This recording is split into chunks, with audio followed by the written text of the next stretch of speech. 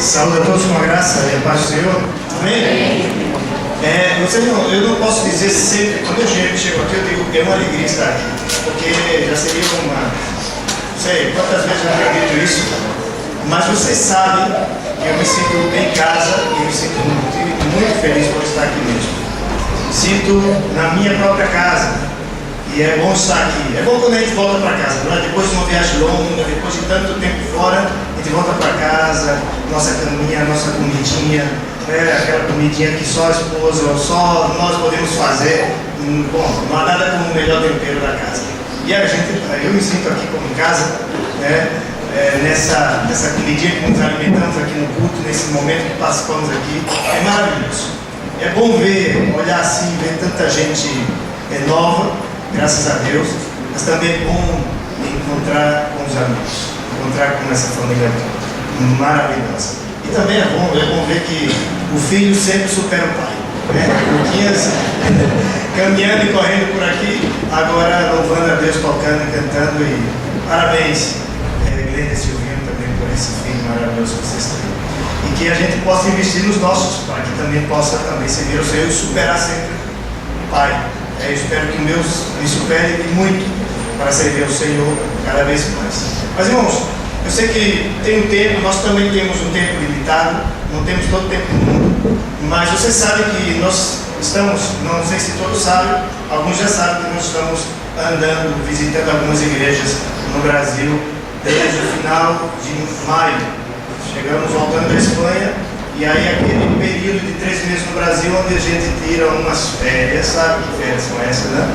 Umas férias e visita ao mesmo tempo as igrejas. E sabe, quando termina essas férias, a gente diz, meu Deus, quero minha casa de volta, quero minha caminha de volta, quero voltar para casa. Nós estamos contando a história. Nós estamos contando para voltar agora quinta-feira para a Espanha. E o nosso objetivo é passar nas igrejas e compartilhar um pouco daquilo que Deus tem realizado lá na Espanha. A igreja tem orado, com certeza em muitos momentos tem orado por nós. E eu considero sempre, ainda que uma igreja, ainda que uma pessoa não esteja, vamos dizer assim, pensando da forma que muitas vezes nós pensamos, de uma forma efetiva, financeiramente participando do projeto, porque particularmente eu não acredito que só se participe de um projeto dessa forma, mas vamos pensar aqui que alguém diz, mas aqui eu não participo do projeto. Você ora, você participa. Você intercede, você participa. Então, se você tem orado por nós, se a igreja tem participado dessa forma do nosso projeto, eu quero que vocês se alegrem junto conosco também, em ver o que Deus está realizando ali naquela cidade. Nós estamos atualmente morando na cidade de Pamplona, que fica ao norte. Acho que alguém já ouviu falar de Pamplona aqui? Pamplona? Sim. Pois ao norte da Espanha, a 80 km da fronteira com a França, uma cidade muito conhecida pela famosa corrida de touros, pois estão convidados, quem quiser correr. Eu corro atrás, não na frente dos touros. Na verdade não corri ainda, só observo. Não tive coragem ainda nem de me preparar para isso. Mas quem quiser participar um dia desse momento, então bem-vindo à nossa casa também. Mas eu gostaria de mostrar esse vídeo que nós temos preparado para vocês terem uma ideia.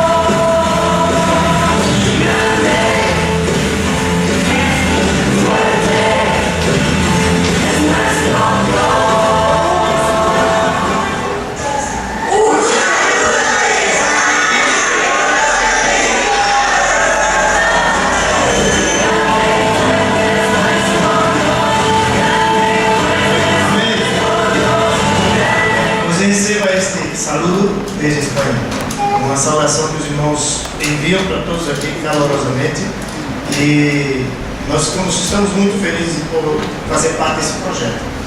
Eu sei que alguns irmãos têm acompanhado isso nas nossas vidas desde faz alguns anos já.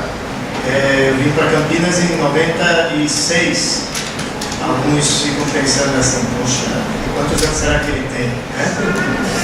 Não vamos contar mais aí, vamos falar mais de idade e falar de época e de ano, não, porque a Zetinha já está dizendo, nossa, eu acho que eu vi o Luquinhas, eu acho que nós estamos ficando experientes, né?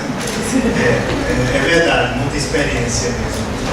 Mas, e vocês sabem que desde 97 nós começamos a compartilhar esse sonho que Deus colocou no nosso coração e só foi concretizado isso em 2010. Quer dizer, foi muito tempo de espera e nós nos sentimos felizes porque é bom esperar. Não é bom esperar, mas é bom esperar.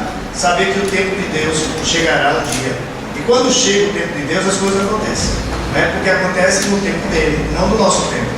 Se nós pudéssemos, se você pudesse, apressaria um pouquinho, né? A oração que você faz, Senhor, abre as portas hoje, não daqui a um ano, hoje, faz um milagre hoje, não daqui a um tempo.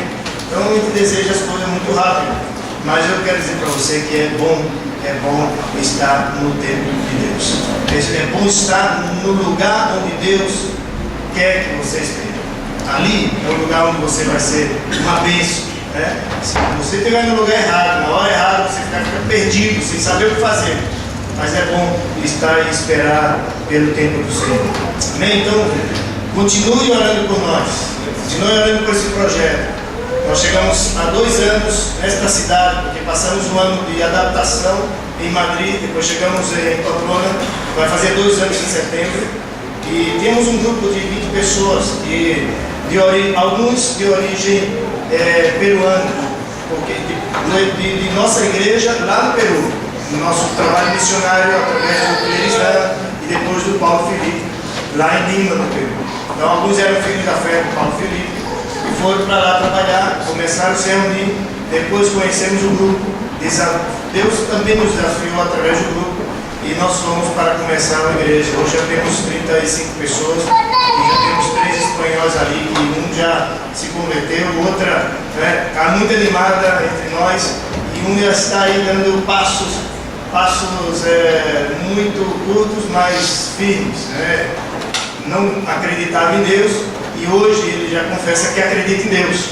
Não acredita na Bíblia ainda, mas Deus está trabalhando no coração dele também.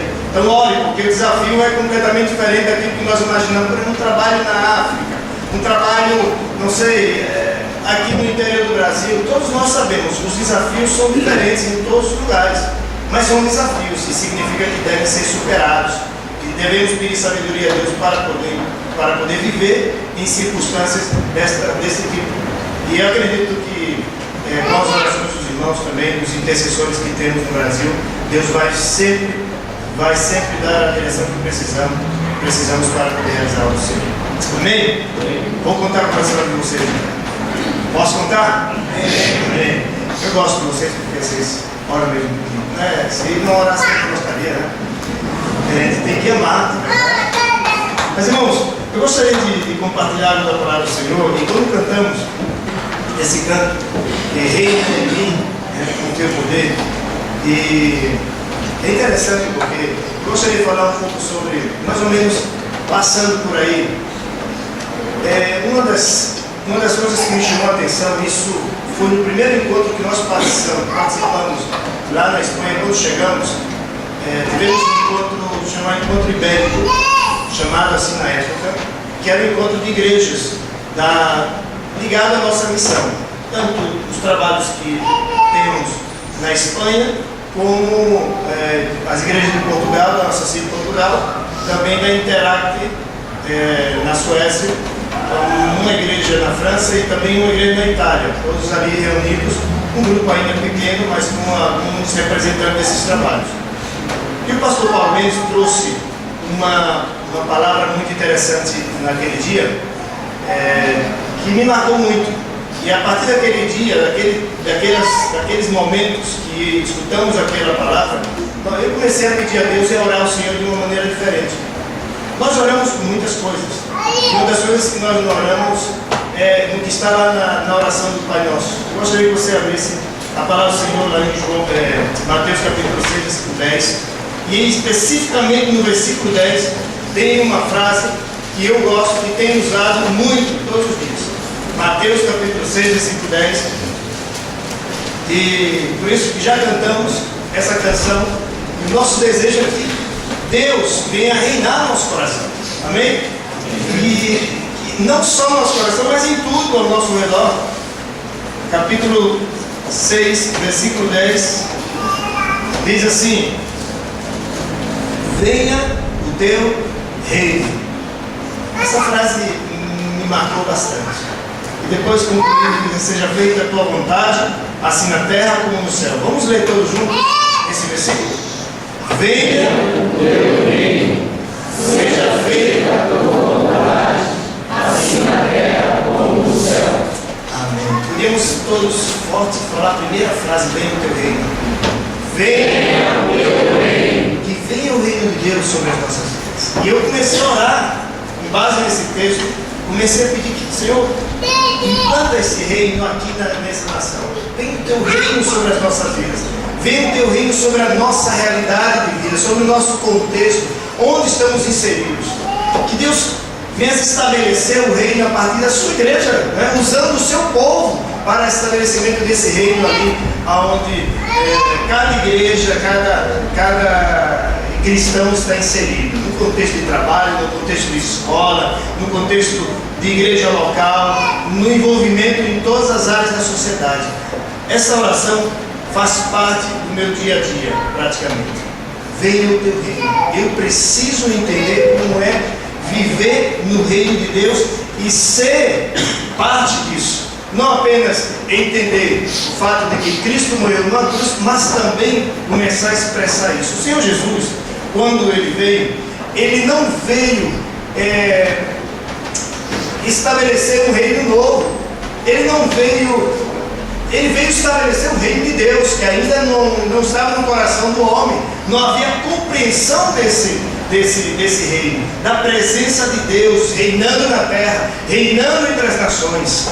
Existia uma ideia assim de relacionamento com Deus muito distante. Nós já conhecemos toda essa história, mas em Cristo Jesus nós começamos a ter acesso a entrar na presença do Pai, e começamos a ter acesso a falar com Deus no Santíssimo Lugar, enquanto antes não tínhamos esta possibilidade. Mas agora você não precisa de representante, você pode chegar à presença do Senhor quando você quiser, aonde você estiver, seja dirigindo, seja no trabalho, na escola, em qualquer lugar.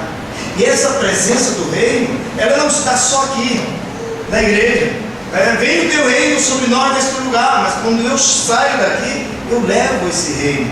E esses princípios, o Senhor Jesus vem ensinando princípios sobre esse reino.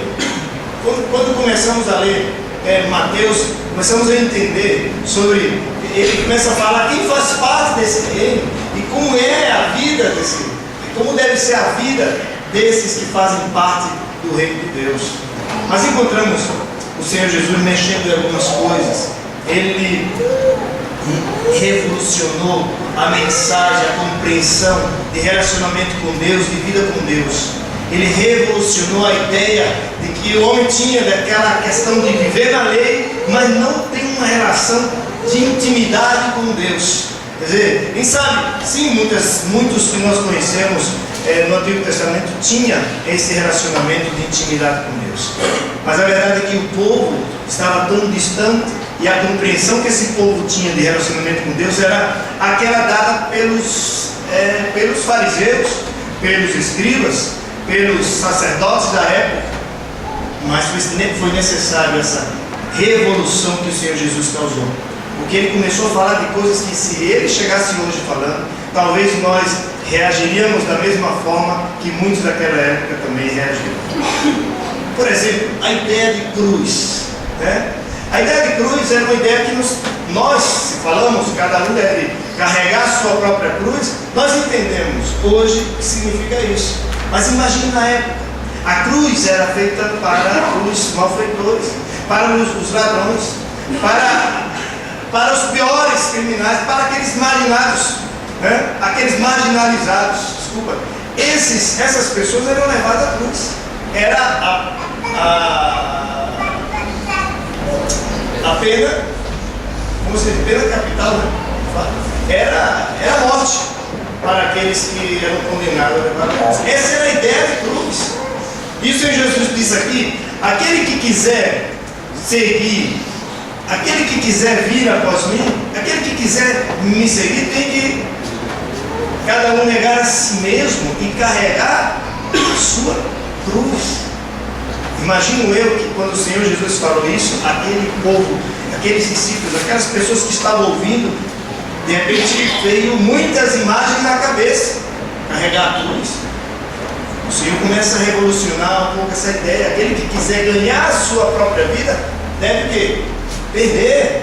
Aquele que quiser ser o primeiro tem que ser o último. Começou a mudar algum tipo de linguagem. Aquele que queria como servir, como viver para Deus. Mas também encontramos algumas características, como disse Mateus, sobre, por exemplo, as bem-aventuranças. Quando ele fala nessas bem-aventuranças sobre uma nova perspectiva de vida, de como nós temos que viver e nos comportar diante desse mundo.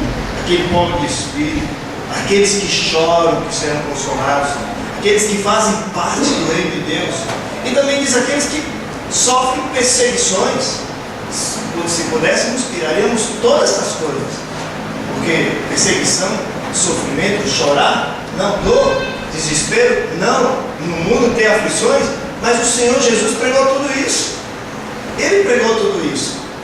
E a ideia toda, ele veio trazendo nas suas palavras, nas suas mensagens, nas bem-aventuranças, no Sermão do Monte, na maneira como ele vivia, na maneira como ele se conduzia, e ele ensinava aos discípulos como se portar como verdadeiramente filho de Deus, como servo do Senhor na sociedade. Esse é aquele que faz parte deste reino, que nós clamamos e pedimos, Senhor, que venha o teu reino, não só sobre a nossa realidade de vida, como melhora de vida, como prosperidade, como cura interior, como cura em vários sentidos, mas também como refletir essa glória de Deus que está em nós, a maneira de viver e de nos comportar. Quando nós falamos de missões, sempre falamos sobre o enviar alguém. Sempre falamos sobre o contribuir financeiramente com alguém. Sempre falamos sobre o interceder. E geralmente dizemos assim: se você não pode contribuir, ore. E se você não pode ir, ore. Porque contribuir, eu já disse que se você não puder, você ora. Quer dizer, no final das contas, se você não pode ir, nem pode contribuir, tem uma solução para você. Apenas ore. Mas não é só isso. A gente percebe, na verdade, que não é só isso. Não vamos tirar o desafio dos ombros dessa pessoa dizendo: você não pode, então faz isso que vai resolver o teu problema, né? Você não vai ter peso na consciência porque você não pode. Porque nós sabemos, irmãos, e descobrimos que nós, em momentos que nos afetam, que nos atinge, ou quem sabe que é minha necessidade, nós clamamos e oramos, e de maneira assim tão forte dizemos: Senhor, porque Tu és o dono do ouro e da prata. Quantas vezes nós afirmamos isso? Quantas vezes muitas vezes, milhares de vezes, porque eu sei que Deus vai abrir as portas, porque Ele é o dono do ouro e da prata. Já afirmamos isso ou não? Já afirmamos.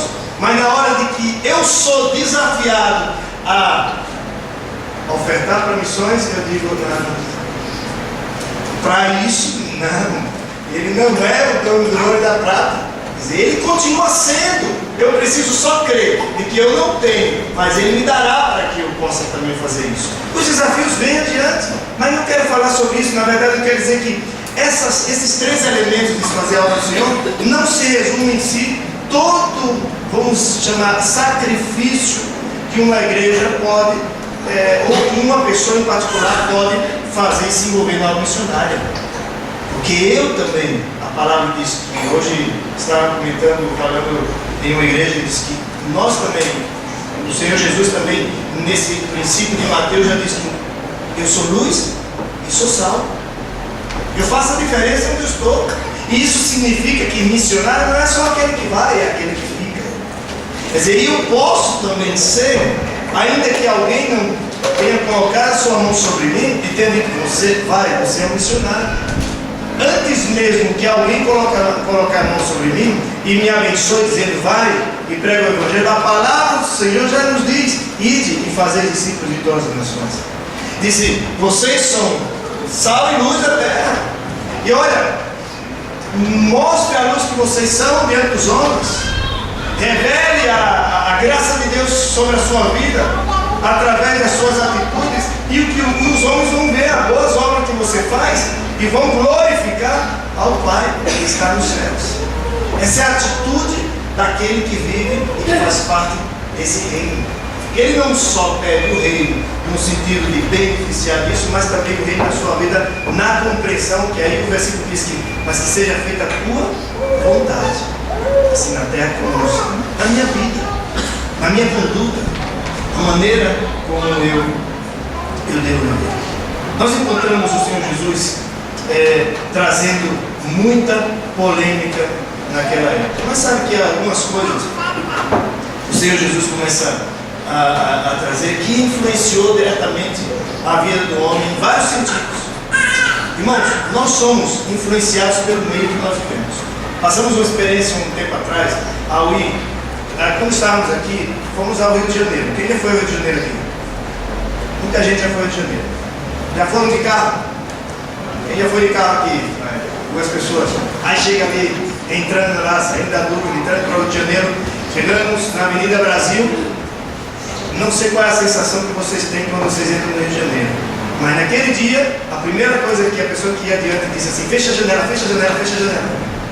Com medo, entramos no Rio de Janeiro, já estou querendo fechar a janela. Eu faço que perguntar, o carro é blindado? Porque o que nós ouvimos, nós somos influenciados pelo contexto, pelas coisas que nós absorvemos durante o dia. E o Senhor Jesus, Ele chega também mudando essa perspectiva do comportamento do homem. Esses medos que o homem tinha, ele começa a mudar essa maneira de ser. Aí capítulo 5, versículo 33, diz assim, vocês também ouviram que foi dito aos seus antepassados, não jure falsamente, mas cumpra os juramentos que você fez diante do Senhor.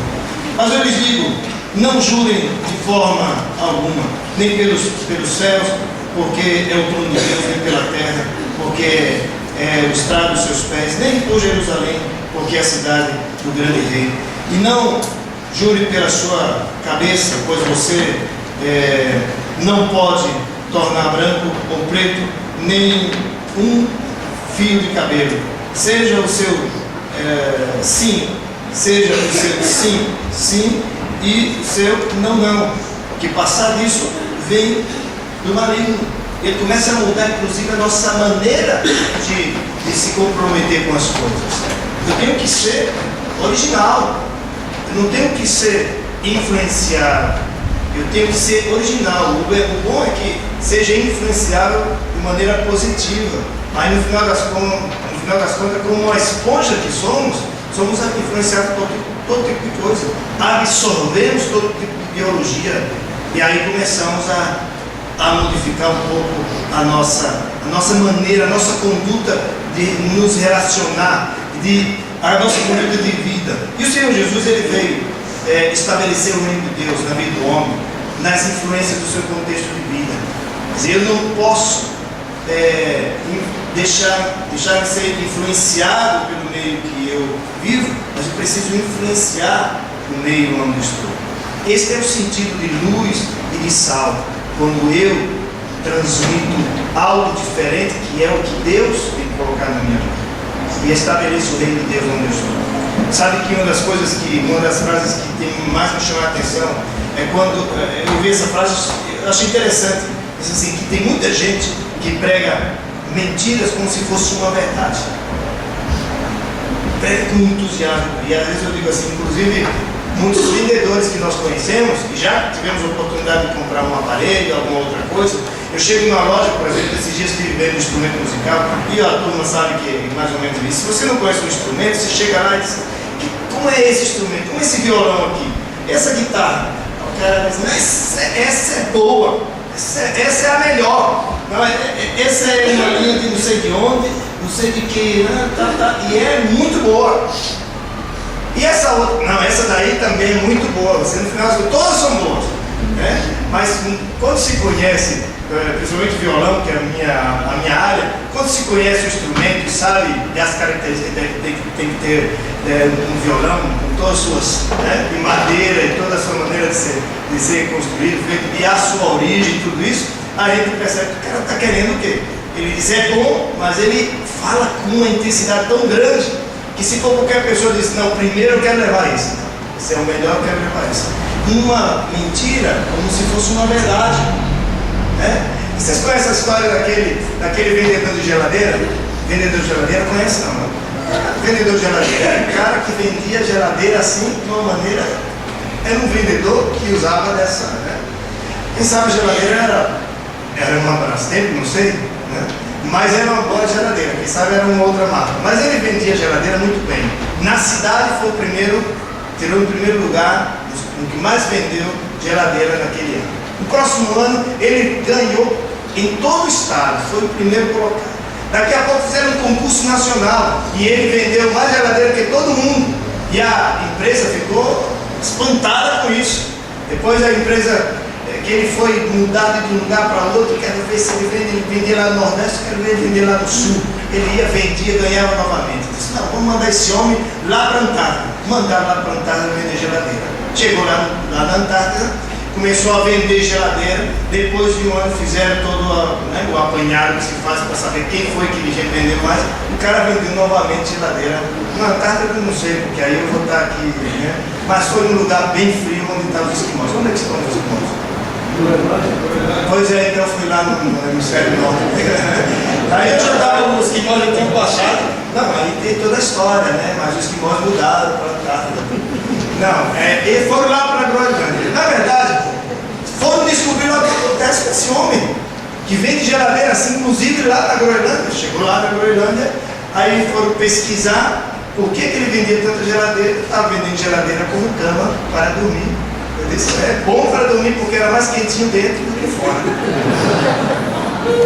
Ele pregava, ele falava de uma, que na verdade a geladeira não serve para isso, mas ele usou isso e falava como uma grande verdade. Mas infelizmente, uma das coisas que nós falhamos é que nós conhecemos a verdade, conhecemos a vida, conhecemos o caminho, conhecemos o Senhor Deus, temos uma experiência pessoal com Ele, temos vida com Deus.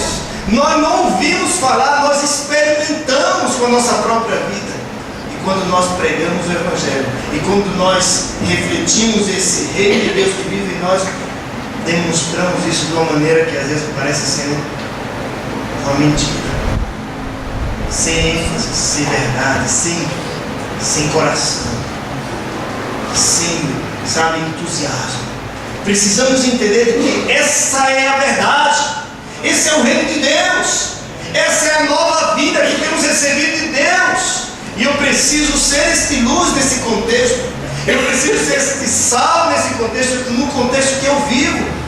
Eu preciso fazer a diferença nisso, preciso falar dessa verdade, porque é a verdade, não é uma mais, é a verdade, não é outra mais, porque nem alguns dizem que agora no contexto pós-moderno diz que todos os caminhos levam aos céus e que existem várias verdades, não existe verdade absoluta. Isso é uma grande mentira, porque nós conhecemos a verdade. E a verdade é Cristo Jesus. Eu preciso viver isso. O Senhor Jesus, Ele veio modificar essa conduta nossa. Senão vocês precisam ser diferentes. Então Ele começou a estabelecer, e se acompanhamos depois do capítulo 5, muito bem, em alguns versículos, Ele fala sobre várias coisas. Ele fala sobre o cumprimento da lei, sobre o ensino, sobre a vingança. Ele fala sobre amar os inimigos, ajudar os necessitados. E Ele começa a estabelecer uma nova maneira de E o homem deve se conduzir na sociedade, estabelecendo o reino de Deus em nossas vidas. Ele modifica esse comportamento do homem, as suas ações, os limites de sua capacidade para ajudar o próximo, porque aí não eu posso, porque ele é um samaritano, mas eu preciso entender de que o amor de Deus, aí ele vem dizendo que, resumindo toda a lei que nós já conhecemos, amar a Deus sobre todas as coisas, e o teu próximo como a ti mesmo. Ele vem falando depois também essa revolução também nos nossos pensamentos, o fruto da minha história de vida. Irmãos, uma das coisas que nós temos visto pessoalmente, presenciado do sofrimento de famílias, lá na Espanha especificamente, e dos traumas que estas famílias carregam. São imigrantes que vão para a Espanha, vão para a Europa, à busca de trabalho, de uma vida boa. Quando chega lá, os filhos ficaram nos seus países de origem, e eles foram sozinhos, foi o pai ou foi a mãe. E às vezes os filhos ficam com a avó ou ficam sozinhos com a mãe. Depois de 2 anos, esse pai ou essa mãe volta e pega os seus filhos e leva para lá onde eles estão estabelecidos. Os filhos viveram 2 anos fora do contexto familiar completo, começam a ter traumas. Já não vê o pai como pai, vê como alguém mais. É pai, mas não tem autoridade de pai. Ou vê a mãe de uma maneira diferente. Começa a desestruturar completamente a família. Agora nós temos uma família na igreja que está retornando ao seu país, por toda a crise, por toda a situação. Está retornando, e ela está assim com 2 corações. Ela diz assim: eu quero ir, mas eu vou voltar. Nem que meu esposo não volte. Eu digo: não volte, se não for para voltar com seu esposo, porque vale mais a pena. Aí isso eu lembro um casal amigo nosso, aí o Vili e o Hélio, diz assim: já que a gente está sofrendo separado, cada um solteiro de um lado para o outro, então vamos sofrer juntos, vamos casar. Foi assim que resolveram casar. Vocês talvez não soubessem perceberam, mas é mais ou menos isso. Então deve ser melhor sofrer junto, com família, a família completa e estruturada, do que separar todo mundo. E eles vivem grandes traumas. E nós, infelizmente, carregamos traumas do nosso passado. Tive uma experiência com o Senhor também há anos atrás, alguns anos atrás, que Deus, Ele curou meu coração de traumas que eu vivi no passado, que sempre vinha à mente, que sempre vinha ao meu coração, ainda que eu dissesse: Senhor, perdoa, eu não quero me sentir assim, mas vinha. E eu senti naquele dia como uma cura, de verdade, uma cura onde Deus tirou um peso no meu coração e mudou completamente. Se eu estivesse falando sobre o mesmo assunto há tempos atrás, eu não conseguiria nem terminar. Mas Deus curou a minha alma. E nós sabemos disso, que o pouco que nós sofremos e padecemos, quem é psicólogo sabe, e quantas coisas que carregamos da história de vida, que nós aprendemos a ver, como nós aprendemos a viver. Quem sabe, quem é psicólogo saberia explicar muito melhor do que eu isso, mas existe todo um tratamento que às vezes se fala, mas eu quero dizer para você também que Deus, Ele faz esse tratamento na nossa alma, na nossa vida. E nós temos orado por essas pessoas, porque o que o Senhor Jesus também veio estabelecer, veio mudar essa maneira também de sempre vivermos ligado ao passado de maneira negativa, sempre trazendo à tona os sofrimentos do passado. E Deus não quer isso, porque isso não faz parte da vida daquele que está no reino de Deus. Libere-se disso. Deus também o Senhor Jesus veio também mudar essa visão que nós temos do Senhor e a sua missão através das nossas vidas. Essa visão que nós temos, quem é Deus e como nós podemos viver para esse Deus e como podemos experimentar esse Deus. Você sabe que nós tivemos algumas experiências interessantes lá na Espanha, quando começamos assim, a pregar para as pessoas. Primeiro, a reação das pessoas é muito negativa. Se eu quero saber disso, não é? Que eu quero, mais de 20% já são ateus na Espanha, e é um dos países mais secularizados, por que não dizer do mundo, mas vamos dizer assim, da Europa. E chega um momento de que eles parecem ser tão católicos, mas na verdade eles não acreditam na Bíblia, não querem saber de Deus, não querem nenhum relacionamento, nenhum contato com a igreja, seja ela qual for. Leva o nome de igreja, não quero saber. Então é muito, muito complicado. nós começamos a orar porque esse jovem chamado Daniel, quando chegou na igreja, então eu me perguntava assim, como eu posso compartilhar de Jesus com essa pessoa, nesse pensamento que ele tem, e depois de várias tentativas, de vários fracassos em tentar mostrar quem é Jesus, porque normalmente no Brasil, hoje eu estava falando de manhã, normalmente no Brasil a gente faz assim, alguém está lá sofrendo, alguém está em alguma cidade, em algum lugar, está lá nas favelas, está lá na rua, e nós falamos assim, olha, sai dessa vida, Jesus pode mudar isso no teu coração, Jesus pode tirar você dessa situação, Ele pode curar a tua alma, Ele pode curar a tua vida. Venha para Jesus que Ele vai resolver teus problemas. Muitas vezes nós falamos assim, não é uma verdade que Jesus muda a vida do homem? É ou não é? É uma verdade. Isso não é pregar o Evangelho, porque eu estou falando de outra coisa. Pregar o Evangelho é falar do amor de Deus, para que ele entenda que ele é um pecador, que precisa se arrepender. Precisamos perguntar, você aceita viver para Deus? Aceita entregar a sua vida para o Senhor? Isso é pregar o Evangelho. Agora, convidar alguém para que Jesus resolva seus problemas não é pregar o Evangelho, isso é um convite. Mas é verdade que você chegar para o espanhol e dizer, olha, vem, que Jesus vai resolver teus problemas, Ele vai cantar para você de que problema? Você não tem nenhum problema, eu estou bem, e Ele é muito orgulhoso. Ele diz assim, pode estar, o espanhol ele é de sair todo vestidinho, todo bonitinho, na rua. Eu digo as pessoas maiores, os adultos, sair na rua, bem vestidinho, todo bonitinho. Para os espanhóis isso é muito valioso.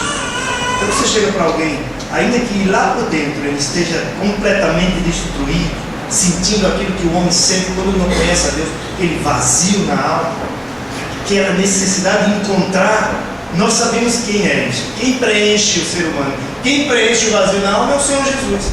Ele não sabe quem é ainda, então ele vive essa sensação, é lá por dentro, mas por fora é como Paulo diz nos sepulcros, ele está bem bonito por fora, mas lá por dentro. Para vocês dizerem, se Jesus vai resolver seus problemas, ele vai dizer, teu problema?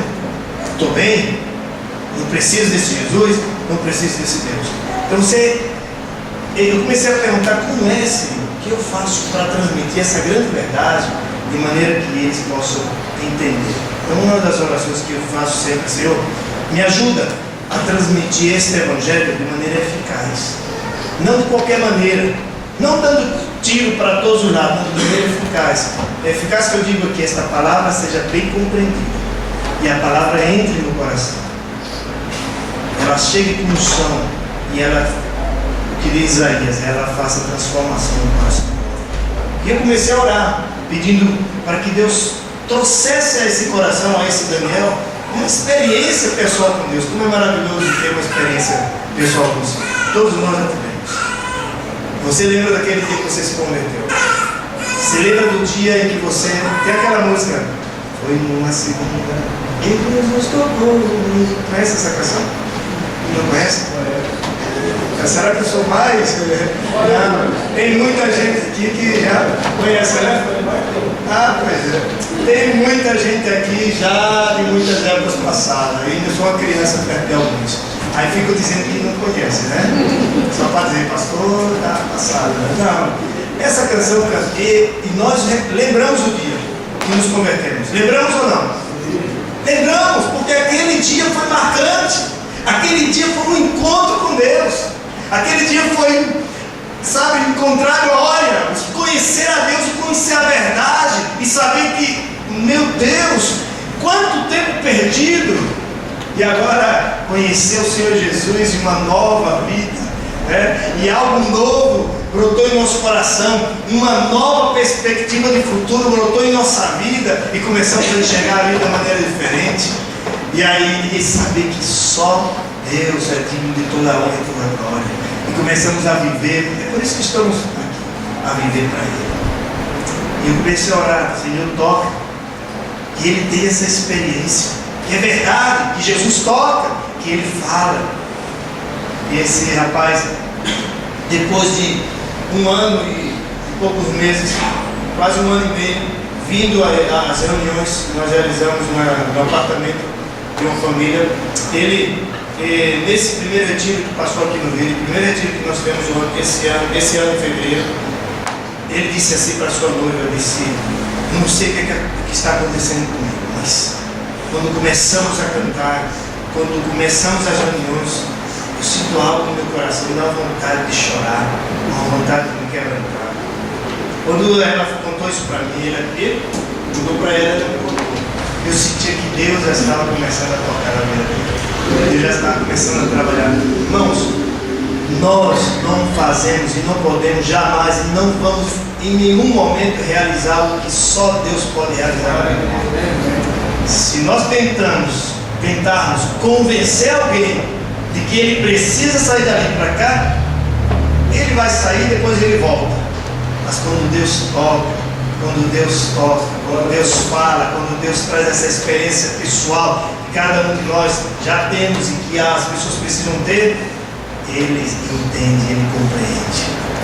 Esse rapaz, depois de 2 semanas, nós convidamos as pessoas a passarem à frente e ele foi à frente. Já não mais sério, né?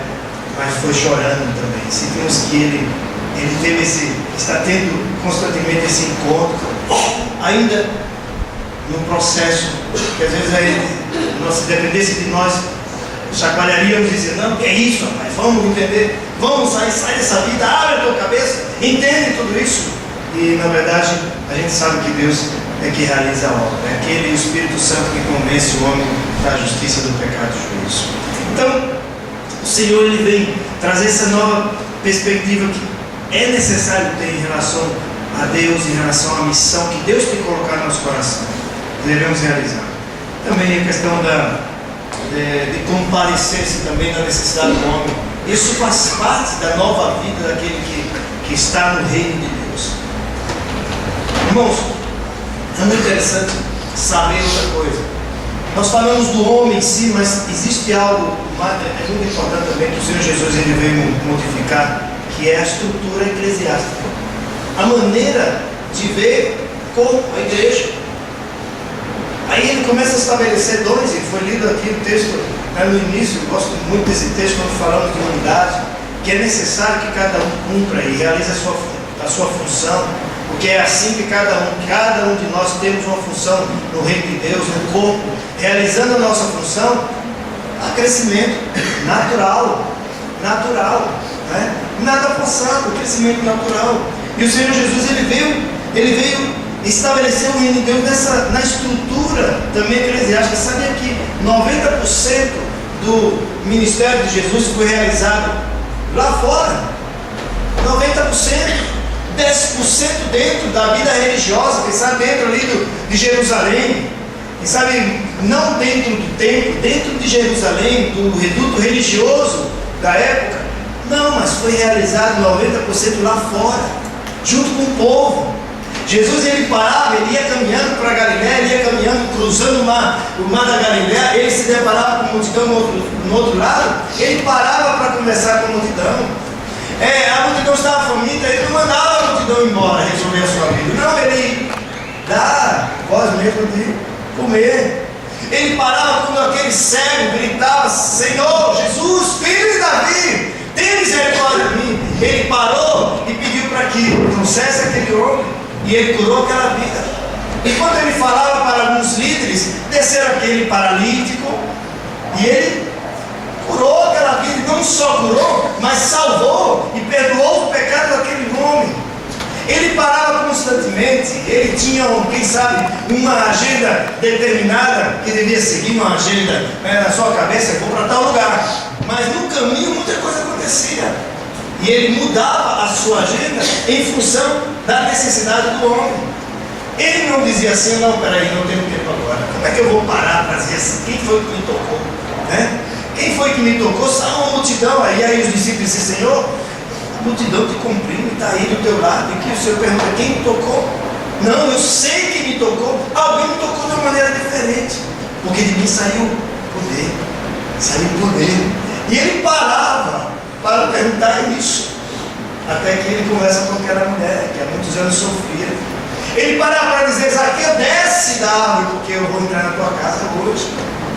Ele parava para falar com os pecadores, ele parava para falar com o povo, para sentar, tomar um chimarrão, um tererê, um cafezinho, comer uma tapioca, um suco de cajá. Ele parava ali, e vamos lá conversar com o teu problema. E aquele homem abriu o coração e ele perdoava pecados, ele curava vidas, ele salvava vidas.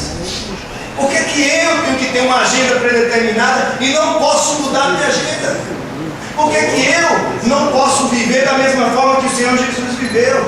E Ele ensina como devemos viver, da maneira como nós devemos nos comportar como filhos de Deus, como participantes dessa obra e como filhos e como servos inseridos nesse contexto de reino. Meu ministério é lá fora, quando o homem precisa conhecer a Deus. Nossa visão de trabalho foi modificada a partir desse contexto, dessa mentalidade posta pelo Senhor Jesus. Quando Ele demonstra que meu ministério é lá fora e não é aqui dentro, eu começo a entender de que lá, só lá nas terras que a luz brilha, só lá onde não existe sabor para viver, não existe alegria, lá que eu posso ser salvo e posso ser luz. Então nós podemos viver e pedir sempre, Senhor, que venha o Teu reino sobre a minha vida, de maneira tal que eu possa viver desta maneira como se deve viver para impactar o mundo aí fora. Precisamos entender que é necessário criar esse, sabe, o Senhor Jesus, quando ele manda os seus discípulos pegar aquela multidão e dividir em grupos. É interessante isso, porque constantemente encontramos o Senhor Jesus, Ele transmitindo uma mensagem que dizia assim, mais ou menos: não quero uma multidão, eu quero verdadeiros discípulos. Quem sabe hoje, os grandes líderes dizem assim, quem sabe grandes líderes, não sei, ou alguns líderes, mas sei entender o que eu vou dizer, diz assim: eu quero uma multidão, ainda que não sejam discípulos.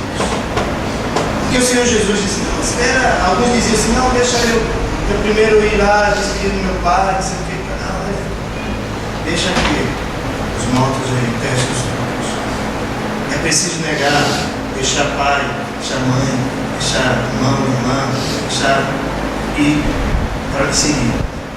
E ele começa a transmitir mensagens tão fortes para alguns, que às vezes nós pensamos: será que eu tenho que negar meu pai? Será que eu tenho que negar minha mãe? Não, eu tenho que compreender de que o Senhor Jesus, a prioridade de vida é viver na vontade do Pai. É não amar primeiro um mais do que o Senhor. É Deus sobre todas as coisas, o Senhor Jesus. Sabe, meus irmãos, eu quero terminar mostrando e dizendo sobre a nossa prioridade, que diz ali em João capítulo 4. Hoje eu estava falando um pouco, me fez lembrar agora sobre isso aqui. O Senhor Jesus disse assim: minha comida é fazer a vontade daquele que me enviou e concluir a sua obra. Essa era a prioridade de vida do Senhor Jesus. E aquele que faz parte desse reino, aquele que está inserido nesse contexto de reino, somos nós. Ele precisa entender, nós precisamos entender de que a prioridade de vida nossa deve ser viver na vontade do Pai. Viver na vontade de Deus. Qual é a tua prioridade de vida? Qual tem sido a tua prioridade de vida? Qual tem sido a tua visão? Visão de multidão ou visão de discípulos? Coração de povo ou coração de filho de Deus? Você faz parte desse reino. Nós somos desafiados a mudar a nossa vida diante daquilo que o Senhor Jesus nos ensina. Nós somos desafiados a mudar nosso comportamento em função do que o Senhor Jesus apresenta. Eu posso ser essa luz, eu posso ser esse sal. Gostaria que você ficasse em pé nesse momento. Gostaria de orar por você. Vamos, essa canção reina em mim com teu poder. Vamos cantar pelo menos essa parte do coro.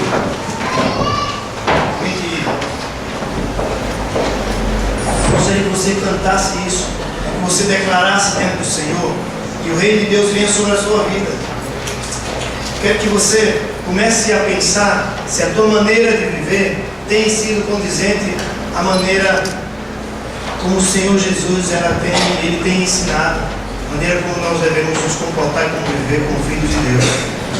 Será que eu estou impactando esse mundo, as pessoas que estão ao meu redor, de uma maneira tão eficaz? Essas pessoas têm sede de Deus. Pode tocar a luz, pode cantar, e vamos cantar todos juntos. Quero que você...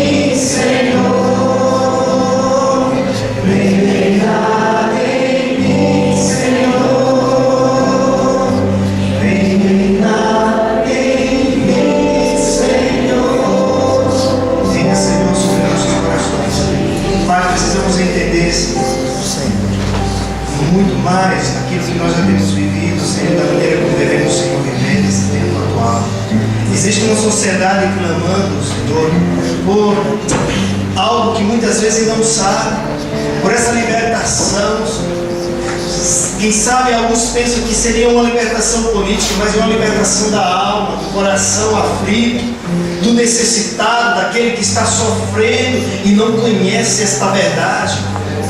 A tua palavra diz: conhecereis a verdade vos libertará. Esta verdade traz vida ao nosso coração, e isso, Senhor, nos faz caminhar. Há tanta gente que precisa ouvir esta grande verdade, Senhor, desta nova vida que o Senhor nos dá, uma vida em abundância, Senhor, neste mundo, inclusive neste mundo, Senhor, de aflições, esse mundo que está, Senhor Deus, completamente emergido, Senhor, em trevas, e nós somos esta luz, que somos enviados por Ti, Senhor, para poder brilhar no mundo afora. Deus, ajuda-nos, Senhor, a compreender, e que venha o Teu reino sobre as nossas vidas, e que venha o Teu reino, Senhor, sobre o contexto que vivemos, e que venha o Teu reino aonde eu trabalho, aonde estou inserido, que venha o Teu reino, Senhor, ali onde nós moramos, que os vizinhos possam ver esta luz em nós, brilhando. Senhor, precisamos entender, Senhor, como é viver neste reino, saber que o que nós plantamos para o reino. Quando nós intercedemos para o reino. Quando nós investimos no reino. Como vivemos, Senhor, e como devemos nos comportar. Reina em mim, reina com o Teu poder. Reina, Senhor, sobre os nossos sonhos, aquilo, Senhor, que nós desejamos. Tira tudo aquilo que não é Teu, mas implanta em nosso coração e traz ao nosso coração os Teus sonhos, aquilo aquilo que o Senhor tem preparado para nós.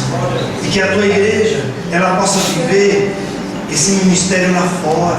E que o teu povo possa viver esse ministério lá fora. Onde as pessoas não entendem como é viver para Deus. Não compreendem o que é servir a Deus e o que é ser filho de Deus. Que o Senhor nos use para que essas pessoas possam ser impactadas pelo teu poder, que atua em nós, que atua em nós. Venha, reina em nosso coração, reina em nossas vidas, reina, Senhor, no teu povo, reina, Senhor, no contexto em que nós vivemos. Que venha o teu reino e que seja feita a tua vontade, assim na terra como no céu.